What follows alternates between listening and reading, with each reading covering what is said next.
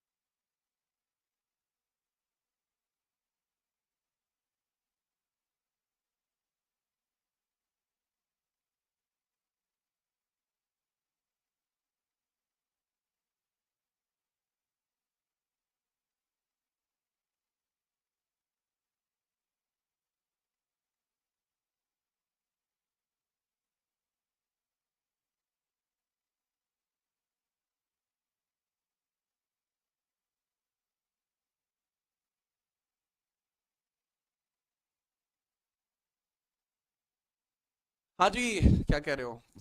बहुत अच्छा समझाते हैं, अरे वाह। सुप्रिया कुमारी आपने क्या कह दिया भला। अच्छा, तो अब हम बात कर रहे थे बंगाल किंगडम के बारे में। तो बताइए कोई इशू है किसी को बंगाल किंगडम के बारे में? नहीं है? ठीक है चलो। हाँ भाई, Krishna Raut.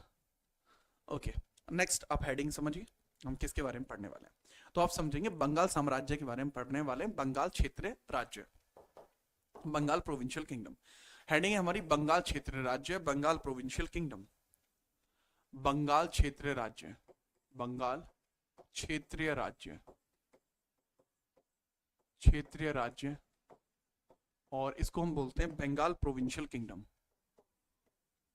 Bengal provincial kingdom,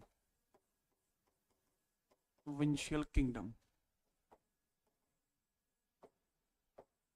Bengal provincial kingdom इसको बच्चे बोला जाता है। ठीक है, चलो। अब अगर मैं बंगाल क्षेत्र राज्य या बंगाल प्रोविंशियल किंगडम की बात करूं तो आप सभी जानते हैं इसको। अगर हम देखते हैं तो ये सब कुछ हम देख चुके थे कि 1717 में मुर्शिद कुली खान ने इसको इंडिपेंडेंट डिक्लेयर किया था।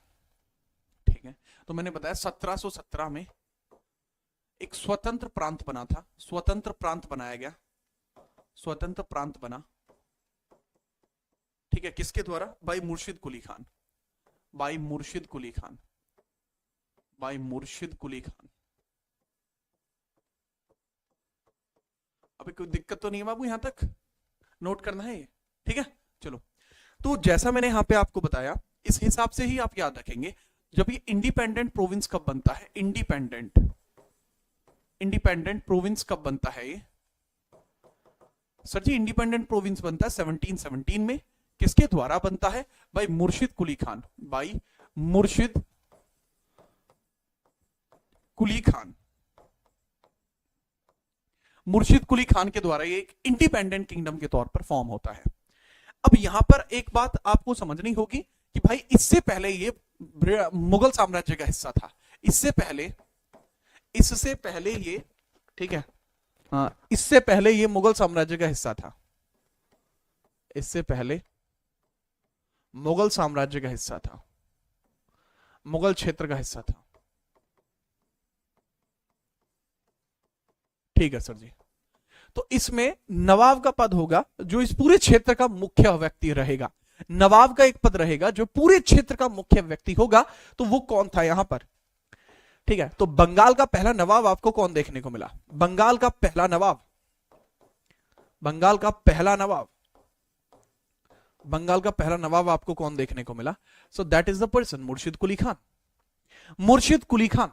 ठीक है, चलिए, ठीक है, चलिए चलिए चलिए। इसके बाद अगर हम बात करें, मुर्शिद कुली खान इसका नाम है। दूसरी बात, सर इसका कार्यकाल कितना रहेगा? मुर्शिद कुली खान का कार्यकाल कितना रहेगा?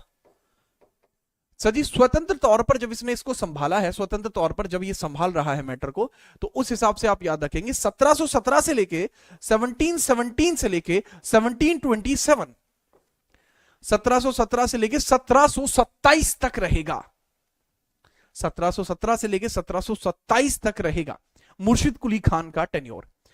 मुर्शिद कुली खान अपने समय में सिर्फ इसके कुछ ही महत्वपूर्ण कार्य हैं, कुछ ही महत्वपूर्ण कार्य के जैसे महत्वपूर्ण कार्य में पहला लिखेंगे, बंगाल में ब्रिटिश प्रभाव को इसने कम किया था, बंगाल में ब्रिटिश प्रभाव को इसने कम किया है। बस इतना सही काम है इसका, इंपोर्टेंट वर्क। ठीक है, स्लोड डाउन,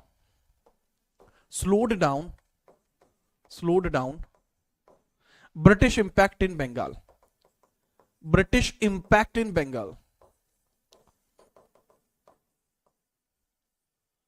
ठीक है, बंगाल के अंदर मुगलों के प्रभाव को कम किया, बंगाल में मुगलों के प्रभाव को कम किया, बंगाल में मुगल प्रभाव इसने कम किया था, मुगल प्रभाव कम किया।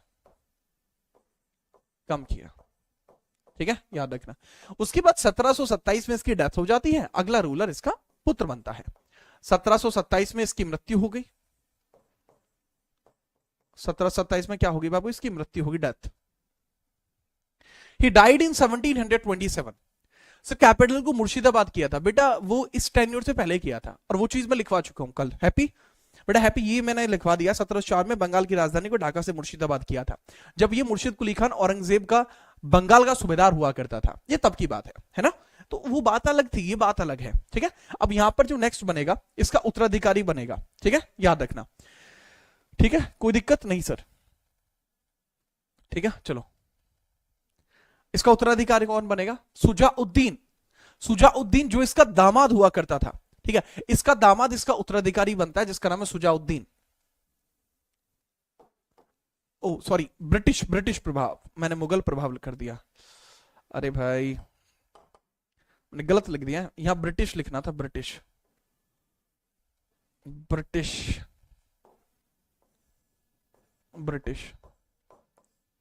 ठीक है, हाँ, अरे भाई ब्रिटिश लिख दिया, ठीक है, गलती से लिख दिया था, है? इसके बाद इसका जो उत्तराधिकारी बना 1727 में, इसका उत्तराधिकारी कौन बना? अगला नवाब, इसका दामाद बना,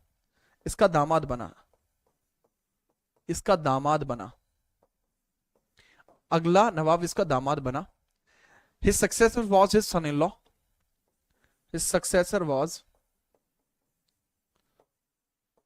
his son-in-law,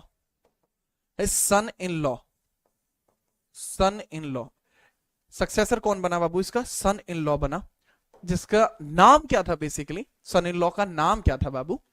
उसका नाम था सुजाउद्दीन।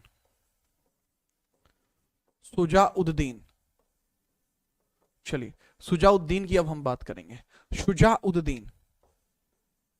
सुजाउद्दीन, चलो सुजाउद्दीन की बात करते हैं। ठीक है, चलिए, सुजाउद्दीन बताइए। अरे भाई बोलने में वो कर दिया था बस, ये तो नॉर्मल सी बात है। फटाफट बताइए। सुजाउद्दीन, ठीक है। सुजाउद्दीन का जो टेन्योर है 1727 से लेके 39 के बीच में रहेगा। 1727 से लेके 39 के बीच में रहेगा, और उसके टेन्योर को हम समझने की कोशिश इधर करने वाले हैं, ठीक है। चलिए, अब अगर मैं बात करूं किसके बारे में भाई, सुजाउद्दीन के बारे में, तो इसका कार्यकाल कितना रहेगा, ठीक है। सर मुर्शिद कुली खान का सरनेम बता दीजिए, लीजिए, ठीक है। देखो इसका बचपन का नाम क्या था मुर्शिद कुली खान का, सर इसका बचपन का नाम, जब ये चिल्ड्रन था, इसका बचपन का नाम, सर इसका बचपन का नाम था सूर्य नारायण मिश्रा। सूर्य नारायण मिश्रा, मिश्रा, सूर्य नारायण मिश्रा इसका नाम था। प्लस इसको ना बेच दिया गया, इसको एक फारसी व्यापारी को बेच दिया गया था। उसके बाद जो फारसी व्यापारी था उसने इसको एक और नाम दिया था। इसका एक और उपनाम भी है, उपनाम, उपनाम है इसका मोहम्मद हादी, ठीक है। उपनाम क्या है बाबू इसका, मोहम्मद हादी, मोहम्मद हादी, हादी इसका उपनाम है, मोहम्मद हादी, मोहम्मद हादी इसका उपनाम है, मोहम्मद हादी इसका उपनाम है, ठीक है, याद रखिए। ओके नाउ अब हम बात करते हैं किसके बारे में भाई, सुजाउद्दीन के बारे में हम बात करते हैं, ठीक है, याद रखिए। मोहम्मद हादी नहीं, अब हम बात करते हैं सुजाउद्दीन के बारे में। नेक्स्ट है सुजाउद्दीन, ये बंगाल का अगला नवाब है, नाम है सुजाउद्दीन। सुजाउद्दीन ने ज्यादा कोई बड़े काम नहीं करे, सुजाउद्दीन, सुजाउद्दीन, सुजाउद्दीन, सुजाउद्दीन, इसका कार्यकाल बताइए कितना है, कार्यकाल क्या है इसका, कार्यकाल कितना है इसका, सर इसका कार्यकाल है 1727 से 39 तक। इसका एक बड़ा इंपॉर्टेंट सा काम है कि इसका एक मित्र हुआ करता था, सुजाउद्दीन का एक मित्र था, मित्र अलीवर्दी खान, इसका एक मित्र था अलीवर्दी खान, ठीक है, इसका एक मित्र हुआ करता था अलीवर्दी खान, अलीवर्दी खान, नाम क्या है मित्र का, अलीवर्दी खान। अलीवर्दी खान को इसने बिहार क्षेत्र का, बिहार सर खरीदा किसने था, बेटा सुनो, ये पलक नाम की एक बच्ची है जो पुराने मेरे बैच में पढ़ चुकी है, और ये बता रही है कि हाजी शफी ने खरीदा था। पलक ये बात आप भी जानती हो कि आपको ये बात किसने बताई है, मैंने ही बताई है, ठीक है। यहाँ मुझे नहीं लगता कि इतना डेप्थ में बताने की जरूरत है ना, चलो, पर फिर भी अगर आप इतना कह रहे हैं, भाई इसको जो खरीदा था, वो खरीदा जो गया था 1680 में, 1680 में इसको खरीदा गया था, और वो खरीदा था हाजी शफी ने, उसी ने इसका नाम मोहम्मद हादी रखा था, ठीक है। तो वो चीज आप चाहें तो लिख सकते हैं, है ना। यार आप पुराने बैच के बच्चे हैं, ठीक है, आप तो पहले ही ऑलरेडी आप हीरे बन चुके हैं, हीरे, समझे। हाँ, अब यहां समझिए, इसका जो मित्र है अलीवर्दी खान, अलीवर्दी खान, अलीवर्दी खान है। अलीवर्दी खान को 1733 में, 1733 में बिहार का गवर्नर बनाया गया, बिहार का सूबेदार बनाया, बिहार का सूबेदार बनाया गया, सूबेदार बनाया, अपॉइंटेड अलीवर्दी खान एज सूबेदार ऑफ बिहार, सूबेदार ऑफ बिहार, सूबेदार ऑफ बिहार यहां बना दिया गया है। किसने, सुजाउद्दीन ने बनाया है। सुजाउद्दीन कोई बड़ा और महत्वपूर्ण काम नहीं कर पाया, इसने बस जो ब्रिटिश हैं उनको बंगाल के अंदर अपने प्रचार को बढ़ाने की मंजूरी दे दी थी, ठीक है। इसने एक काम कर दिया था सुजाउद्दीन ने, ठीक है, ही gave permission of trade in Bengal to French and British, to French and British, British दोनों को इसने परमिशन दे दी व्यापार करने की। जो लिख सकते हैं, इसने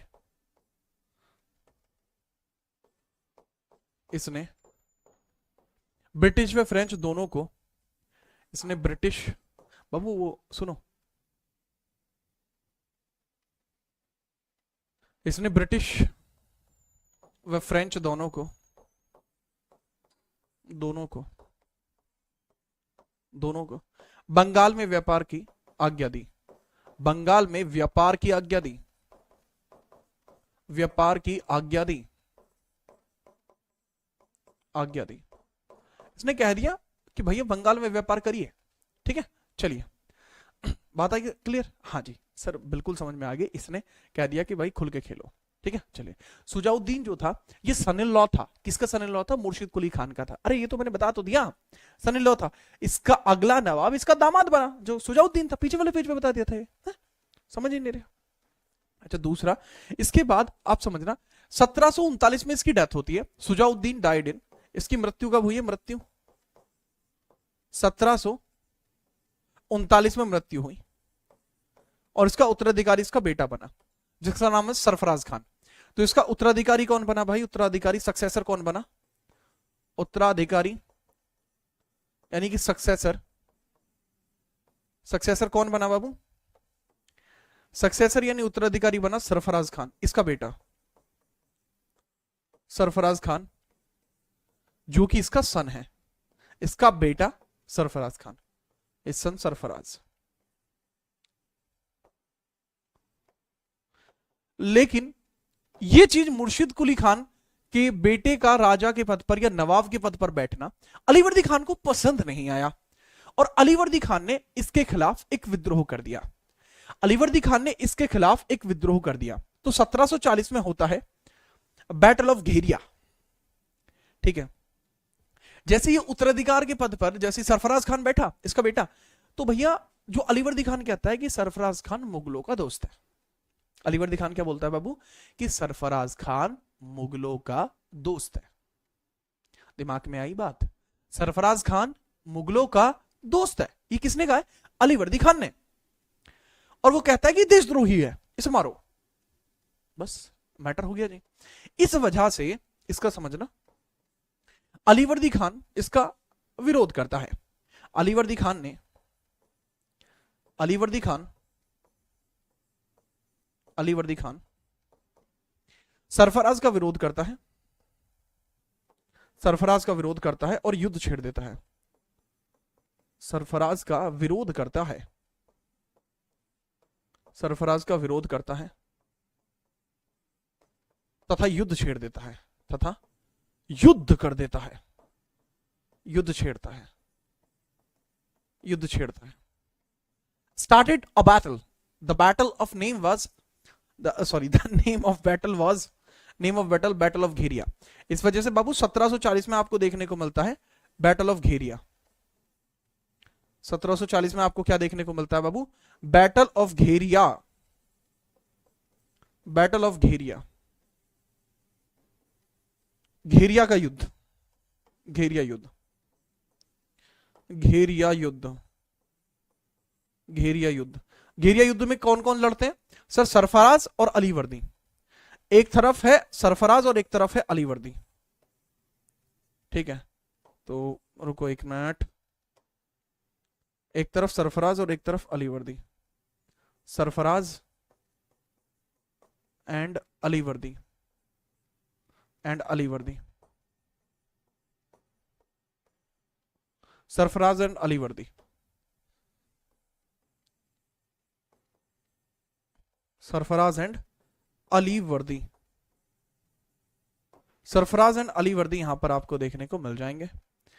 and in that kind of certain cases Alivardi Khan won the battle, Alivardi Khan won the battle. ये जो आदमी है अलीवर्दी, ये बैटल को जीत जाएगा, और जैसे ही बैटल जीतता है ही बिकेम नवाब। ठीक है, यहां जीतेगा कौन? This person won the battle, Alivardi Khan यहां पे युद्ध जीत जाएगा, वॉन, और ये बंगाल का अगला नवाब बना। इसके बाद अलीवर्दी खान ही क्या बना बाबू? बंगाल का अगला नवाब। यहीं से बंगाल का अगला नवाब, बंगाल का अगला नवाब, अगला नवाब, बंगाल का अगला नवाब। Next nawab of Bengal, next nawab of Bengal, next nawab of Bengal. अब हम इसके बारे में बात करेंगे, फटाफट नोट करिए।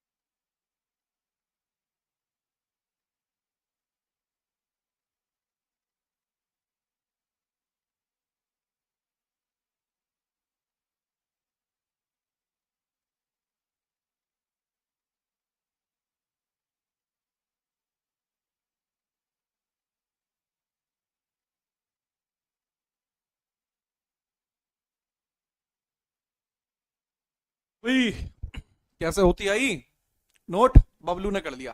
बबलू का नाम बबलू कैसे पड़ा, ये बहुत बड़ी कहानी है। अगर आप कहोगे तो मैं सुना दूंगा कि बबलू का नाम बबलू कैसे पड़ा। पहले बबलू का नाम ही अलग था, फिर बबलू ने एक दिन बहुत मतलब बड़ी एक कहानी के बाद बबलू ने अपना नाम बबलू रखा। पहले इनका नाम अलग हुआ करता था। ठीक है, आगे बढ़े। बहुत बढ़िया। सरफराज का टेन्योर कितना है बाबू? सरफराज का टेन्योर बहुत छोटा सा है, 1739 से लेके और 40 तक। ये है सरफू भाई का टेन्योर। अब हम बात करते हैं अली वर्दी खान के बारे में। ठीक है, अली वर्दी खान के बारे में। वीडियो स्लो मोशन में चल रहा है? सबका सही चल रहा है, आपका स्लो मोशन में चल रहा है बस। चलिए, चलो भैया, अब हम बात करते हैं नेक्स्ट। और नेक्स्ट आप लिखेंगे किसका नाम है भला? अली वर्दी खान का नाम, अली वर्दी खान। अब अली वर्दी खान के बारे में समझिए। अली वर्दी खान, अली वर्दी खान का टेन्योर 1740 से 56 तक। सर ये क्या करता है? सबसे पहला काम जो इसने किया वो इसने ये करा कि मुगलों के साथ इसने संधि कर ली। मुगलों के साथ इसने संधि कर ली और उनको 2 करोड़ रुपए दिए। ठीक है, चलिए, इसने मुगलों से संधि की, मुगलों से संधि की, मुगलों से संधि की। Treaty with the Mughals and paid them 2 crore. Treaty with Mughals और paid them and paid them 2 crore, और 2 करोड़ रुपए उनको दिए। 2 करोड़ रुपए दिए, रुपए दिए। इसलिए दिए ताकि मुगल इस पर अटैक ना कर दे। ठीक है, चलिए, ताकि ये उस पर अटैक ना कर दे, ये ताकि ये उसके ऊपर अटैक ना कर दे। That's why they can't attack on it. ये हो गया पहला पॉइंट। दूसरा पॉइंट आप समझेंगे कि भाई अली वर्दी खान जो था काफी मतलब सुलझा हुआ रूलर है, ये काफी सुलझा हुआ रूलर है ये। ठीक है, और याद रखना कि इसने क्या कहा, इसने एक बात कही थी कि जो फ्रेंच या ब्रिटिश है वो एक मधुमक्खी की भांति है। प्यार करोगे तो शहद मिलेगा और इनसे टकरार करोगे तो वो काट काट कर मार डालेंगे। ठीक है, याद रखना। याद रखेंगे या नहीं रखेंगे? देखो, इसने एक काम और किया था कि इसने एक स्टेटमेंट दिया था। अली वर्दी खान का एक कथन है जो बड़ा फेमस है। इसका एक कथन है, इसका एक स्टेटमेंट है जो बहुत ज्यादा फेमस है। ठीक है, इसने कहा था फ्रेंच और ब्रिटेन, फ्रेंच व ब्रिटिश मधुमक्खी की भांति हैं, मधुमक्खी की भांति हैं, भांति हैं। इनसे प्रेम करोगे, ठीक है, इनसे प्रेम करोगे तो यह आपको शहद देंगे। इनसे प्रेम करोगे तो यह आपको शहद देंगे। इनसे प्रेम करोगे तो शहद देंगे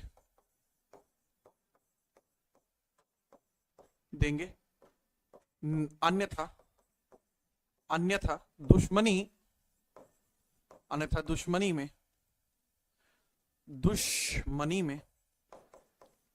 अन्यथा दुश्मनी में काट काट कर मार डालेंगे। दुश्मनी में काट काट कर मार डालेंगे। भैया ये चीज इन्होंने कही थी, ये चीज इन्होंने यहां पर कही थी, याद रखेंगे। बढ़िया। इसका मतलब क्या है बाबू? इसका मतलब समझिए, इसका मतलब बड़ा कॉमन है और काफी साफ सुथरा मतलब है इसका। और वो मतलब क्या है जी? वो मतलब ये है, foreign traders are like be, they can give honey or even they can kill us तो ये एक इंपॉर्टेंट सा पॉइंट आपको देखने को मिल जाएगा।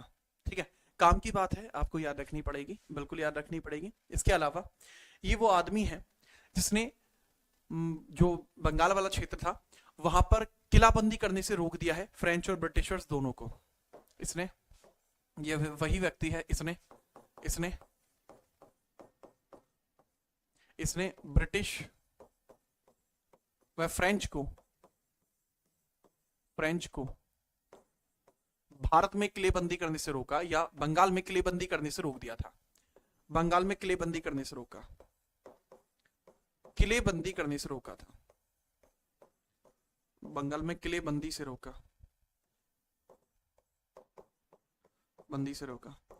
Stop the fortification of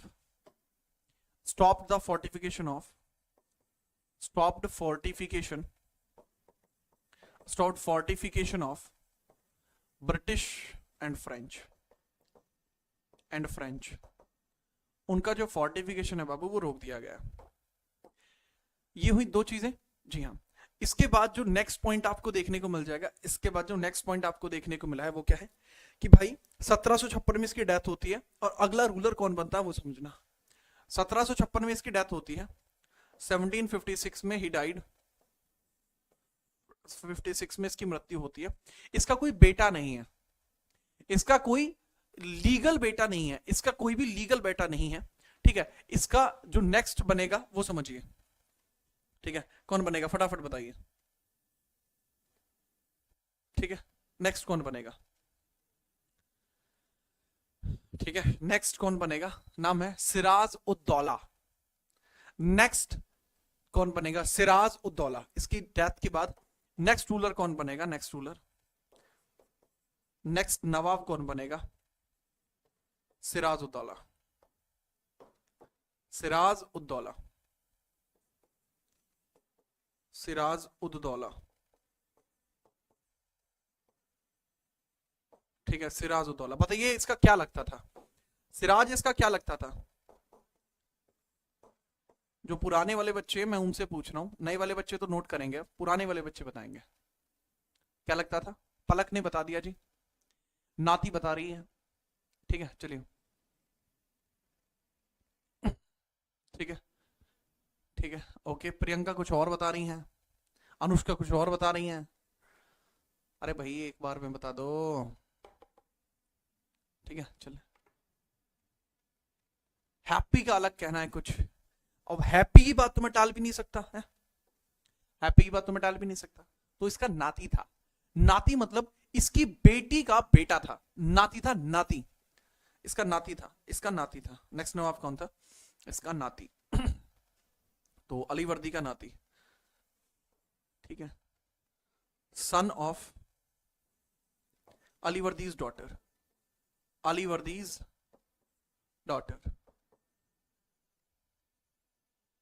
Alivardi की बेटी का बेटा था। ठीक है, नोट करो।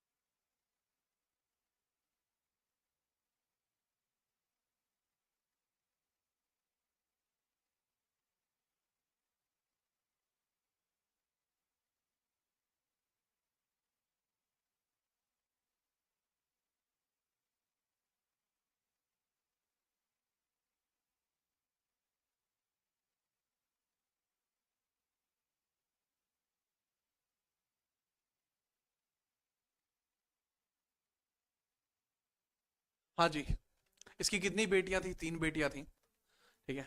हाँ, तुम्हें क्या पंचायत, क्या तुम्हें है? इसकी बेटी कौन थी है? इसकी बेटी का ब्याह किससे हुआ था? अरे बेटा तुम्हें उनसे बात नहीं है, तुम्हें सिराजुद्दौला देखना है जो बंगाल का नवाब बना है, समझ नहीं रहे हो? सर क्या नाम है? नाम इसका बिल्लू नाम था इसका। ये क्या बात हुई यार? ठीक है, चलिए आगे बढ़ते हैं। नेक्स्ट, इसके बाद समझिएगा, इसका जो टेन्योर है वो थोड़ा आपके लिए बहुत ज्यादा इंपॉर्टेंट है। थोड़ा नहीं, बहुत ज्यादा इंपॉर्टेंट है, ठीक है। अब समझिएगा, नाम आप लिखेंगे सीधा अली वर्दी खान, सॉरी क्या नाम है इसका? सिराज उद्दौला, सिराज उद्दौला, सिराज उद्दौला, बहुत इंपॉर्टेंट रूलर है सिराज उद्दौला, सिराज उद्दौला। अब बात समझना, इसका पूरा मैटर, इसका सबसे पहले कार्यकाल लिख लो। कार्यकाल कितना है? कार्यकाल लिख लो भाई। सर जी इसका जो कार्यकाल है वो लिख लें? मैं कहा हाँ भाई, कार्यकाल लिख लो भाई। इसका कार्यकाल आपको देखने को मिलेगा 1756 से लेकर 57। पहला, अवध का एक रूलर हुआ करता था, ठीक है। अवध का एक रूलर हुआ, इसके समय के महत्वपूर्ण कार्य लिख रहा हूं, महत्वपूर्ण कार्य लिख रहा हूं जो इसके समय में आपको देखने को मिला है, ठीक है। हाँ लिखिए, इंपोर्टेंट वर्क्स, इंपोर्टेंट वर्क्स। अब इंपोर्टेंट वर्क्स में बाबू सबसे एफिशिएंट वर्किंग पहली कि भाई इसने शौकत जंग को हराकर बिहार के पूर्णिया पर कब्जा कर लिया। शौकत जंग को हराकर, शौकत जंग को हराकर बिहार की पूर्णिया पर इसने कब्जा कर लिया था। बिहार पूर्णिया पर इसने कब्जा कर लिया, बिहार पूर्णिया पर कब्जा कर लिया, पर कब्जा कर लिया, बिहार पूर्णिया पर इसने कब्जा कर लिया। जो बिहार पूर्णिया का क्षेत्र है उसके ऊपर इसने कब्जा कर लिया। अब यहां से एक इंसिडेंट स्टार्ट होगा, बिहार पूर्णिया पर इसने कब्जा कर लिया, लेकिन अब यहां से शुरुआत होगी एक बहुत बड़े इंपैक्ट की, बहुत बड़े खतरे की। बात है 4 जून 1756। बहुत इंपॉर्टेंट बात है। कब की बात है बाबू? 4 जून 1756। 4 जून 1756, 1756 की बात है। भाई अपने घर से निकलता है कि चलो चलो आज चलते हैं घूमने के लिए। 4 जून 1756 में सीधा पहुंचा कासिम बाजार। कासिम बाजार कहां पे है बाबू? कलकत्ता के अंदर एक जगह है कासिम बाजार। इस युद्ध का नाम क्या था? मनिहारी बैटल था इसका नाम मनिहारी बैटल था। चाहो तो लिख सकते हो, दैट इज मनिहारी बैटल। मेरे हिसाब से जरूरी नहीं है मनिहारी बैटल लिखना, लिखना चाहो फिर भी लिख सकते हो Manihari battle, Manihari battle, Manihari battle था ये। लेकिन जरूरी है बेटा ये 4 जून 1756 का अटैक, ठीक है। अब 4 जून 1756 के अटैक में, अच्छा इंग्लिश वाले बच्चे इसको लिख लेना, he defeated Shaukat, he defeated Shaukat जंग, he defeated शौकत जंग and he defeated शौकत जंग and capture he defeated Shaukat जंग and capture पूर्णिया, बिहार, ठीक है। I just do not need that I just do not think that you need to note this as well as, ठीक है। अब 4 जून 1756 की बात है, ये जाएगा कलकत्ते और कलकत्ता में जाके कासिम बाजार पर कब्जा कर देगा। कलकत्ता में कासिम बाजार पर कब्जा, कासिम बाजार पर कब्जा, कासिम बाजार पर कब्जा। पहला काम, यहां ही रुका नहीं, कासिम बाजार पे कब्जा करा, फिर ये आगे बढ़ गया। कलकत्ता के अंदर एक जगह है फोर्ट विलियम्स, कलकत्ता के अंदर ही एक जगह है फोर्ट विलियम्स जो अंग्रेजों का था। ये जागता है अंग्रेजों के पास, अंग्रेजों को समझाता है देख भाई कलकत्ता है मेरा क्योंकि मैं हूं बंगाल का नवाब। तो रॉबर्ट भाई बात ये है कि ये ना टाम टमोले जो है तुम्हारे, जिससे तुम ये किलाबंदी वगैरह कर रहे हो, ये रोक दो अब तुरंत, ठीक है। ये कहता है ऐसे, किससे कहता है? बात कब की है? 15 जून की। तो भाई 1756 में एक काम बड़ा अलग लेवल पर कर देता है। ये क्या कर देता है? जैसा मैंने बताया, कलकत्ता फोर्ट विलियम्स की किलेबंदी रुकवा देता है। कलकत्ता फोर्ट विलियम्स का जो फोर्टिफिकेशन चल रहा था वो रुकवा दिया, किलेबंदी रुकवा दी, किलेबंदी रुकवाई, रुकवाई, तो बोलते हैं स्टॉप्ड फोर्टिफिकेशन। फोर्टिफिकेशन। अब भाई ये कर कौन रहा था किलेबंदी? ब्रिटिशर्स कर रहे थे। ठीक है, कौन कर रहे थे? ब्रिटिशर्स कर रहे थे, बाय ब्रिटिशर्स, बाय ब्रिटिश। ये फोर्टिफिकेशन में किलेबंदी कौन कर रहा था? ब्रिटिश का अधीन था, ब्रिटिश किला था ये। This was a British fort. अच्छा, ये यही नहीं करता, और काम भी करता है, और ये कहता है कि आज से कलकत्ता का नाम कलकत्ता नहीं रहेगा, आज से मैं इसका नाम बदल के, ठीक है, चेंज कर देता हूं। और इसका नाम क्या करा था ये आप फटाफट बताएंगे कि कलकत्ता का नाम इसने क्या कर दिया था। कलकत्ता को पूरी तरीके से रोक दिया गया और कलकत्ता का नाम बना दिया गया अलीनगर। कलकत्ता का नाम क्या कर दिया? अलीनगर। नाम परिवर्तित, कलकत्ता का नाम परिवर्तित करा, नाम चेंज करा, नाम परिवर्तित करा, परिवर्तित किया, और उसका नाम परिवर्तित करके कर दिया अलीनगर। ठीक है, याद रखना। फोर्टिफिकेशन का मतलब होता है बेटा किलेबंदी, मतलब एक तरीके से बड़ा किला बनाना, ताकि कल को अगर कोई इनके ऊपर अटैक करे, ठीक है, कोई अटैक करे तो अपने किले में उसको एंट्री ना लेने दे और बाहर उन पे अटैक कर दें।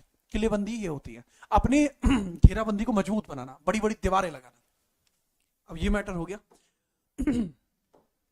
अब देख भाई, ये है कौन वैसे? सर ये बंगाल का नवाब है। अगर आप भी बंगाल के नवाब होते तो आप भी ये एक्सपेक्ट करते हैं कि भाई बंगाल के अंदर जो भी एरिया है उस पर आपका कब्जा है? आप भी एक्सपेक्ट करते हैं? नहीं करते? सर हम करते। अब ये ब्रिटिशों से क्या क्या है, देखो भाई तुम व्यापार करने के लिए इधर आए हो, समझ गए, ये किले विले बंदी वगैरह बंद कर दो, नहीं तो मुझसे बुरा कोई नहीं होने का है। ये समझा के आया। ब्रिटिशर्स ने इसको हल्के में ले लिया। उनके कह रहे चिल्ड्रन है, ये क्या ही कर देगा। नहीं नहीं, क्या कर देंगे बताइए। तो ब्रिटिशर्स दोबारा से अपनी किलेबंदी एक दिन रोकी और दोबारा से उन्होंने फिर शुरू कर दी। उन्होंने बहुत लाइटली ले लिया भाई को। सर ये तो मूड खराब वाली बात है। हाँ, ये आदमी टेस्ट करने के लिए जाता है कि वो रुके हैं या नहीं रुके हैं। तो 20 जून में ही अगेन 20 जून 1756 पुनः आया, पुनः फोर्ट विलियम्स का दौरा। ठीक है, पुनः फोर्ट विलियम्स का दौरा, पुनः फोर्ट विलियम्स दौरा। ये दोबारा से फोर्ट विलियम्स गया, पुनः फोर्ट विलियम्स का दौरा, revisit to Fort Williams, again revisit to Fort Williams. ये क्या देखता है कि दोबारा से ब्रिटिशर्स काम कर रहे हैं, दोबारा से ब्रिटिशर्स काम कर रहे हैं, तो भाई मूड खराब हो गया। इसने क्या किया, यार ये तो गलत हो गया, तो यहां ब्रिटिशर्स को ही गिरफ्तार कर लेता है। दोबारा से जब फोर्ट विलियम्स का दौरा किया तो यहां इसने 143 ब्रिटिशों को अरेस्ट किया। 143 ब्रिटिशर्स अरेस्टेड, अरेस्टेड। ठीक है, इनको गिरफ्तार किया है, 143 ब्रिटिशों को गिरफ्तार किया। इन सारे के सारे ब्रिटिशों को इसने गिरफ्तार किया और इन सभी को एक छोटे से कमरे में बांध के घेर दिया, छोटे से कमरे में बांध के घेर दिया। इन सभी लोगों को गिरफ्तार करा, एक कमरे में बांध के घेर दिया। ठीक है, याद रखना, ये पूरा मैटर समझना। ठीक है, तथा इन्हें एक छोटे कमरे में कैद कर लिया, एक छोटे कमरे में भूस की तरह भर डाला। भूस समझते हो, हमारे यहाँ भूस बोलते हैं, भूस की तरह भर डाला, समझते हो, भूस भर दिया। भूस को क्या बोलते हैं यार आपके यहाँ? भूस बोलते हैं यार हमारे यहाँ, मतलब जो गेहूं होते हैं, गेहूं अलग हो जाते हैं तो बचता है वो भूस है। मतलब ऐसे भेड़ बकरियों की तरह भर डाला एक कमरे में, एक छोटे कमरे में कैद किया, में कैद। एक रात के बाद केवल इसमें 20 ही लोग जिंदा बचे। एक रात के बाद, एक रात के बाद केवल 20 लोग जीवित बचे। केवल 20 लोग जीवित बचे, केवल 20 लोग जीवित बचे, 20 लोग जीवित बचे। एक रात के बाद क्या हुआ, केवल 20 लोग जीवित बचे, है ना। हंस, अरे इंग्लिश नहीं पूछा था, मुझे पता है इंग्लिश, ठीक है। ठीक है। तो अब यहां क्या हुआ, एक छोटे कमरे में एक रात के बाद केवल 20 लोग जीवित बचे। तो आप ये समझना, इसको पूरे इंसिडेंट को क्या कहा गया, ब्लैक होल ट्रेजेडी। इसको ब्लैक होल ट्रेजेडी बोलते हैं, ब्लैक होल ट्रेजेडी, इसको बोलते हैं त्रासदी। क्योंकि यार खुद सोचो, 20 जून कितनी बुरी गर्मी पड़ रही होगी, है? कितनी बुरी गर्मी पड़ रही होगी। उसके बाद एक छोटे से कमरे में, 8x6 के कमरे में, ये आदमी जब इतने बुरी तरीके से भरे जाएंगे, एक के ऊपर एक, दो के ऊपर एक, तो बहुत बुरा ही हाल हो जाएगा। तो ये सब के सब लोग इतनी बुरी तरीके से यहाँ पे पहुंचते हैं, जिसमें से ये लोग मर जाते हैं और यहाँ बचते हैं यही लोग। अब बात क्या है, ये पूरा इंसिडेंट एक किताब में देखने को मिलता है। उस किताब का नाम क्या है, अलाइव द वंडर्स। ये पूरी घटना जो है, यह घटना एक किताब में दी गई है। यह घटना एक पुस्तक में है,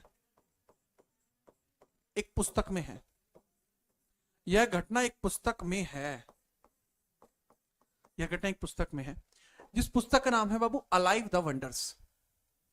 ठीक है बाबू, क्या है पुस्तक का नाम, alive the wonders, alive the wonders. और अलाइव द वंडर्स जो बुक है ना बाबू, अलाइव द वंडर्स, ये बुक किसने लिखी है, विलियम हॉलवेल ने, विलियम हॉलवेल ने। और विलियम हॉलवेल बताइए कौन है, इन 20 बचे हुए लोगों में से, जो 20 लोग जीवित बचे ना, उनमें से एक व्यक्ति का नाम है विलियम हॉलवेल।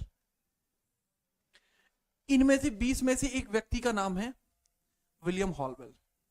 ठीक है, तो ये घटना पूरी फटाफट लिखिए, आगे बढ़ते हैं।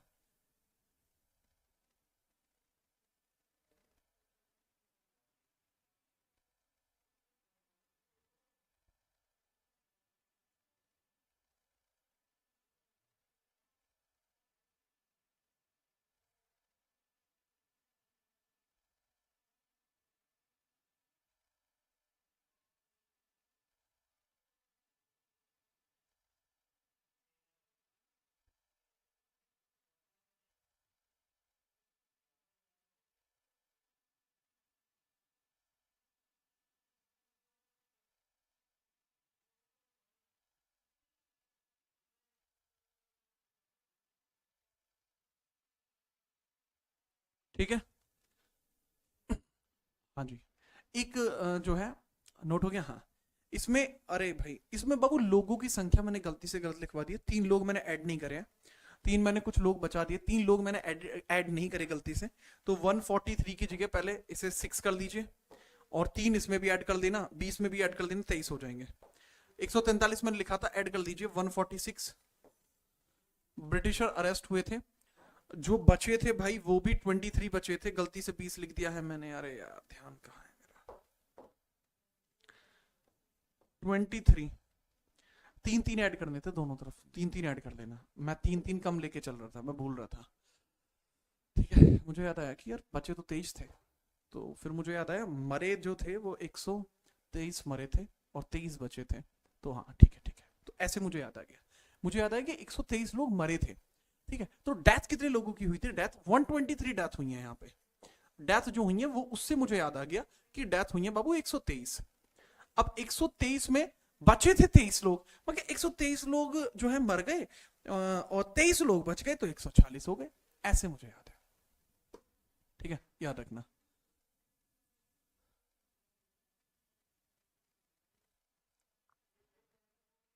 भैया यहाँ 123 लिखा है, मतलब 123 लिखा है। ये जो डेटा है वो आप कई अलग अलग जगह देख सकते हैं, और अगर कोई आपको किसी और संख्या के बारे में बता रहा है, या मैं आपको इसका प्रूफ दे सकता हूँ, PROOF, प्रूफ मैं दे सकता हूँ। वो प्रूफ आपको ये बुक का मैं स्क्रीनशॉट दिखा सकता हूँ, अलाइव द वंडर्स का। इतना कर सकता हूँ मैं आपके लिए, इतना कर सकता हूँ। लेकिन आप ये समझिए, इसके बाद हो जाता है पूरा मैटर। इस मैटर को शांत करने के लिए ब्रिटिशर्स आगे कदम बढ़ाते हैं और वो कहते हैं कि आज कलकत्ता को नस्तेनाबूद कर देंगे। ठीक है, चलिए सर पुराने बैच में और नए बैच में कुछ डेटा बदल रहा है। हाँ, कुछ डेटा पुराने वाले बैच में और इस बैच में हल्का सा डिफरेंट है, वो चीज मैं समझ रहा हूँ।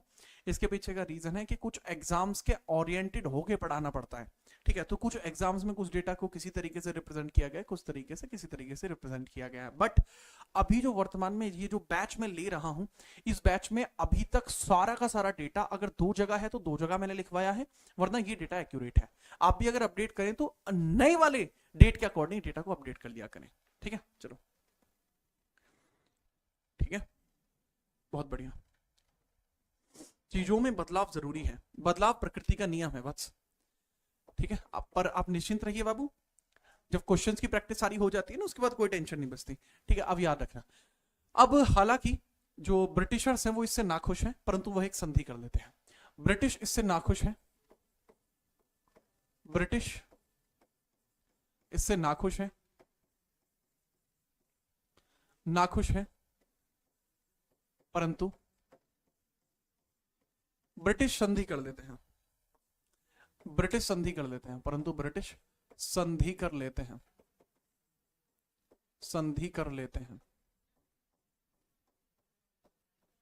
ठीक है। वे they were unhappy but they made a they were unhappy but they made a treaty, they were unhappy, they were unhappy but made a treaty, but made a treaty, made a treaty, उन्होंने कर दिया संधि बाबू। क्या कर दिया? संधि। कौन सी? ट्रीटी ऑफ अलीनगर, 9 फरवरी 1947, 9 फरवरी 1757। ट्रीटी का नाम क्या है बाबू? ट्रीटी का नाम है treaty of Alinagar, treaty of Alinagar, treaty of Alinagar, Alinagar संधि, अलीनगर संधि किस किस के बीच में हुई है? रॉबर्ट क्लाइव एंड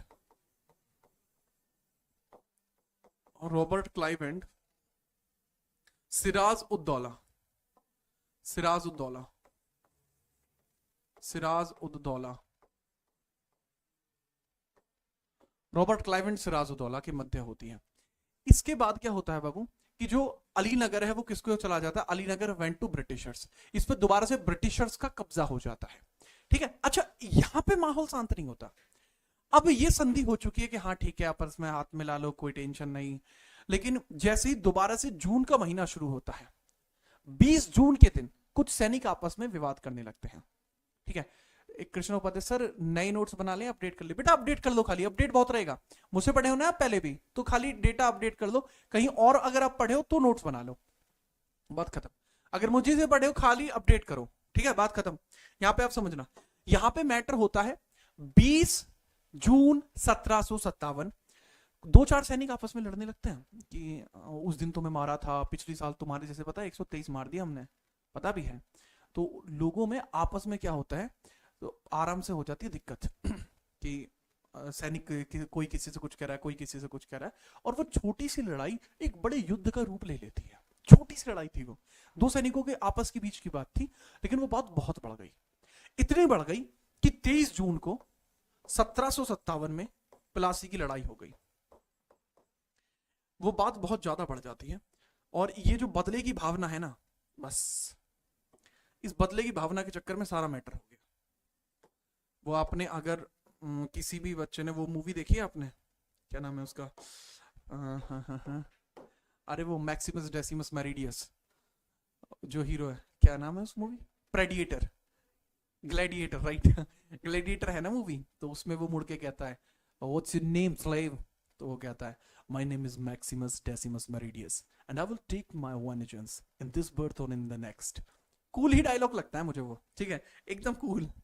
अब यहां भी भाई बदले की बात है, और बदले के लिए यहां पे बैटल होता है, इसको कहा जाता है बैटल ऑफ प्लासी, क्योंकि 1 साल हो चुकी थी पूरी, और उसी 1 साल पे ये एनिवर्सरी मना देते हैं बैटल ऑफ प्लासी। यार यहाँ युद्ध हो रहा है, मुझे हंसी आ रही है तुम लोगों की वजह से, ठीक है। बैटल ऑफ प्लासी, प्लासी का युद्ध,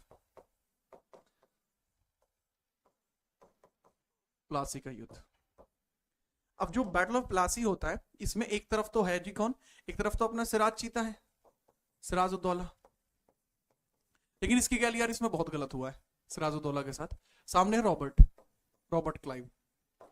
गलत ये हो जाता है भैया इसकी एल कि इसका जो वो है ना, इसका सेनापति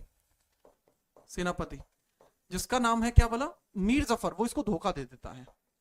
मीर जफर जो होता है वो इनको सपोर्ट कर देता है, रॉबर्ट क्लाइव को सपोर्ट कर देता है, बिक जाता है वो। और जैसे ही मीर जफर बिकता है, मीर जफर को भेजा जाता है पड़ोसी राज्य से सेना लाने के लिए। मीर जफर पड़ोसी राज्य से सेना लाता है, पर वो सिराजुद्दौला के अगेंस्ट खड़ा हो जाता है, और इस वजह से रॉबर्ट क्लाइव इस बैटल को जीत जाता है, वॉन द बैटल। और यहीं पर खेल खत्म, पैसा हजम, और यहीं पर सिराज की हत्या कर दी जाती है, किल्ड इन द बैटल। ठीक है, हत्या इसकी हो गई। और इसके बाद अगला नवाब कौन बना, इसके बाद अगला नवाब भाई को कौन बना है अगला नवाब? अगला नवाब बनता है मीर जफर। और इसको मीर जफर को बनाते कौन है? ब्रिटिश। मीर जफर बनाते हैं किसके द्वारा? मीर जफर बनाते हैं, कौन बनाते हैं भाई? ब्रिटिश इसको अगला नवाब बना देते हैं। ठीक है, चलिए आज के लिए बेटा इतना ही रहेगा, ठीक है, याद रखना। ठीक है, चलिए। अच्छा एक बात समझना, आप लोगों के लिए ना एक बहुत इंपॉर्टेंट सी सीरीज मैं इंस्टाग्राम पे स्टार्ट करने जा रहा हूं, और उसमें बहुत कुछ क्लासिक चीजें होने वाली हैं, और आज शाम को पता लग जाएगा कि वो सीरीज किस चीज की आने वाली है। हर दिन एक वीडियो आएगी, हर दिन इंस्टाग्राम पे शाम को 6 बजे। अभी के हिसाब से मैंने 6 बजे का टाइम रखा है, बाद में देख लेंगे जो टाइम अगर चेंज करना पड़ा, बट अभी के हिसाब से टाइम होगा 6 बजे का। आप सभी तैयार रहना, और इंस्टाग्राम पे अगर फॉलो नहीं करते हैं तो फॉलो कर लीजिए, जीतराना.77। जितना हो सके लोगों को वहां लाइए, और वहां पे देखिए क्या हिसाब से आपको चीजें कराई जाने वाली हैं, क्योंकि आप लोग खास लोग हैं, आपके लिए मन में खास जगह है और हमेशा रहेगी। आज मैं जो हूं, कल जो होऊंगा, उसके बाद जो होऊंगा, वो हमेशा आपके लिए होऊंगा, आपके साथ होऊंगा। मिलते रहेंगे बाकी इसी प्रकार से। जय हिंद, वंदे मातरम।